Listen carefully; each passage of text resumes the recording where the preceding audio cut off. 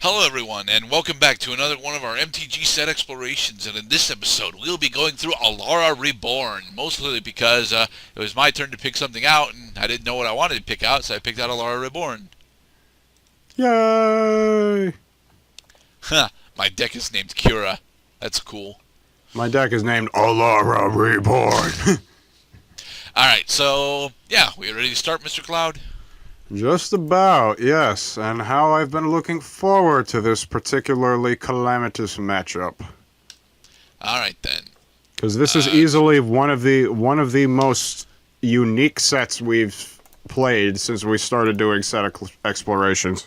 Specifically because there are no 1-drops in this set. There are no 1-drops, there are no artifacts, and there are no non-basic lands, so this is going to be fun. I will go first, he said. Alright. Trying to think. You know what? Yeah, I'll keep. I also will keep. Let us begin. Main phase 1. Swamp and turn. Okay. Booyah! Alright.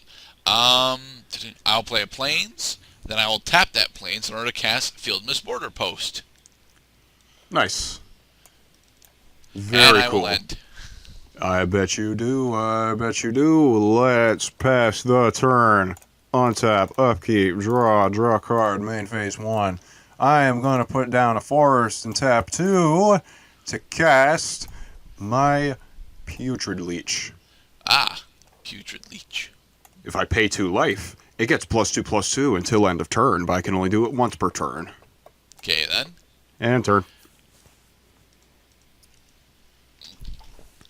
Alright. So, I'm going to put down a Plains, and then I think...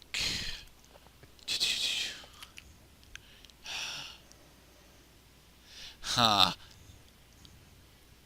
think what I'm going to do is I'm going to cast Crystallization on your Putrid Leech.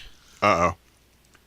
Enchanted creature can't attack or block when it becomes the target of a spell or ability, remove that creature from the game. God damn it. Yep. And You with have that, incapacitated. You have incapacitated the leech. This is quite frustrating. For it is my goal to destroy you once and for all. Put a swamp down and then tap 2. I am going to mountain cycle my Valley-Ranet. Alright. Valley-Ranet goes to the graveyard. I search my library for a mountain card and I put that card in my hand. And that is my turn. Alright then. Okay. Sadly, I'm a bit mana starved at the moment, but that should be alright. I am going to cast Meddling Mage, and when he comes into play, I can name a non-land card. I'm going to name Putrid Leech. I can't play any more Putrid Leeches. And with that, I will end. Mind you, there's only one more Putrid Leech in the deck because we had previously agreed we were going to build our decks a certain way. Well, I mentioned that I was doing it. I didn't force you into doing it. No, we're both doing it, and that makes it cool. There was a red spell that I was supposed. There's a red spell that I'm supposed to block, but I forget what it's called. Alright, so you got a 2/2 in play. I'm going to tap 3.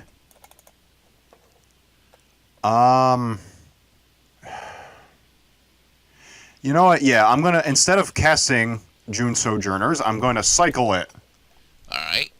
Pay 3 and draw a card. And that is my turn. Okay, then. There we go. Alright. With that, I am going to cast yet another Meddling Mage. Uh-huh. And this time I'm going to call... I can't spell Sojourners. Damn it. I think that's how it's spelled. Bonjour. And I'll attack you Close for 2. enough. I take 2, because my Putrid Leech cannot block. It is trapped in a Zelda crystal. Yep. And I will end. Sweet. I'm losing. It feels good because it means that'll make my win that much more epic when I overcome. I am going to tap 2 in order to mountain cycle my Igneous Pouncer, search my library for a mountain card, and put that card in my hand. Make my first land play for the turn. No, alright, and then for my next trick, I am going to pay 2. I'm going to Forest Cycle a Valley Ranit, search my library for a forest card. Valley Ranit's mountain. Oh, yeah, so I also less forest. Never mind, I'm an idiot. Alrighty then, and that is my turn. Okay, then. You are going to gather a very slight lead before I crush you in the dust. It might not be slight, actually. I'll pay 4 in order to cast Arsenal Thresher, and as Arsenal Thresher comes into play, I can reveal these 2 artifacts in my hand. They are artifact creatures, so he gains 2/1/1 counters. Very cool. But he doesn't have flying. Indeed, but he is a 4/4. Yes. And I'll swing at you for 4. And I cannot block with my Zelda Crystal weird stupid leech. I am down to 14. Alright, and with that, I will end. Sweet. Alright. Now it's time for some exciting times. Good times will be had. But I feel like I need to knock you down a peg. Because you're showing a couple powerful dudes. At the same time, though. Yeah, I'm going to tap 5. Tap 5 for the Bituminous Blast. That's what I was supposed to block. Bituminous Blast. Damn it. Alright. So, the Cascade, we have to resolve the Cascade before we get to the Blast. The Blast inflicts 4 damage to target creature, but first, let's Cascade.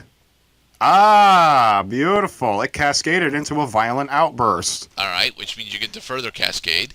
That's right. So now the Cascade on Violent Outburst goes on the stack. I am going to pull cards from the top of my library until I specifically get a card that has converted mana cost of 2 or less, and that card is going to be the June Hackblade. Okay. The cards that got cascaded by the Violent Outburst go to the bottom of my library in a random order. There they go. Violent Outburst applies. June Hackblade gains +1/+0 until end of turn. Putrid Leech doesn't matter because he can't attack or block. The June Hackblade also gains +1/+1 and haste because I currently control a multicolored permanent. Mm-hmm. Now let's resolve the Bituminous Blast. Bituminous Blast is going to deal 4 damage to your Arsenal Thresher. Yep. And now, for combat, I am going to swing into you for 4 with haste. Yep. 1, 2, 3, 4. Beautiful. I will end my turn. Alright. Marvelous. Let's go for a Plains. And... trying to think. Huh. Yeah, alright. I'm gonna spend 2 to cast Ethercast Knight. Hey, sweet. And then I'll spend 3 to cast Talon Trooper. 2/3 with flying. Very cool. And I will swing at you for 4. Nice. I can't block it because I don't have any blocking creatures. I'm down to 10. Alright. And with that, I will end. I bet you do. Oh, you think that you have won. You think that it's done. But till this game is over, I will have my fun. 7th land of the game. God damn it. Let's tap 1, 2, 3, 4, 5 for another Bituminous Blast. Totally should have blocked Bituminous Blast. Let's Cascade. Brood misses, but... the Mage Slayer. Yeah, Mage Slayer. Okay. Oh, I love the Mage Slayer. First, let's resolve the Blast. These go on the bottom of my library. Bituminous Blast will deal 4 damage to your Talon Trooper. Alright. Talon Trooper is now destroyed. I cannot equip the Mage Slayer right now because I lack the mana to do it. Instead, I am going to swing into you for 3. Alright. In response, I'll have my Aethercast Knight block the Jund Hackblade. Okay. Damage resolves. My June Hackblade takes 1. Your Aethercast Knight takes 3, so it's dead. Yep. And I will end my turn. All right.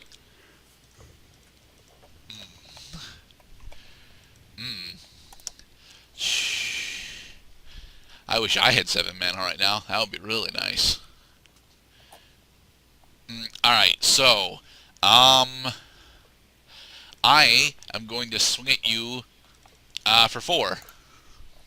And I will pay 2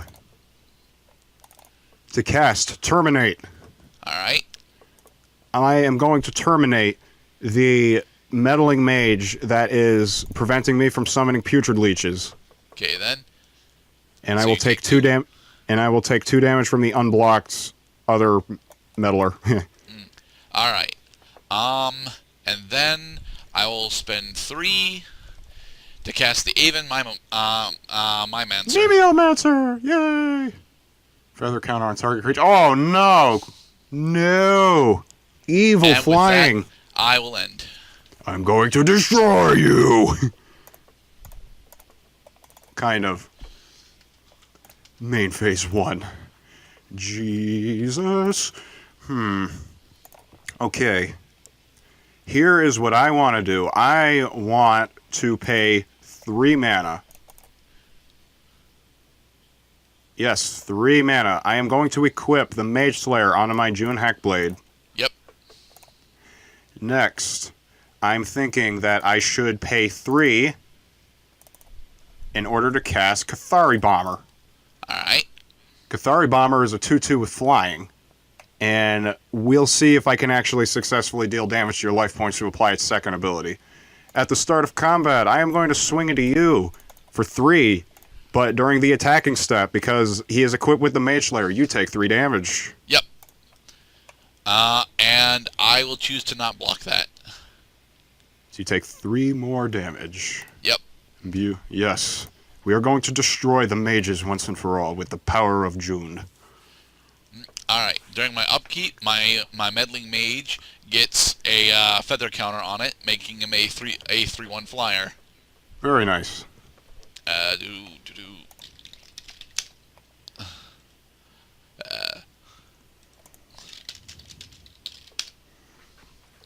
Man, that's hard to read. Okay. I mean, you could put a counter on it. I did put a counter on it. The counter is being covered up by the annotation.